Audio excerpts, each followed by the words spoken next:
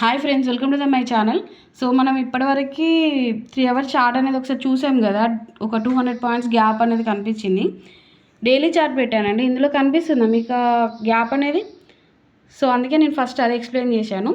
And ఇంకోటి ఏంటి అంటే, ఇప్పుడు మనకి 2500 పాయింట్స్ రేంజ్లో మనం తీసుకునే యావరేజ్ ప్రైస్ 350 to 400 ఈ జోన్లో ఉంది మార్కెట్. సో ఇంత గ్యాప్ ఉన్నప్పుడు మనం ఎంటర్ అవ్వము, మీకు తెలుసు కదా. ఎందుకు అంటే మనకి థర్స్డే రోజు మార్కెట్ స్టార్ట్ అయింది వీక్లీ ఎక్స్పైరీకి అంటే ట్యూస్డే వరకు లేదా వెనస్డే మార్నింగ్ వరకు కంపల్సరీగా మనకు 100 to 150 జోన్కి మార్కెట్ వస్తుంది.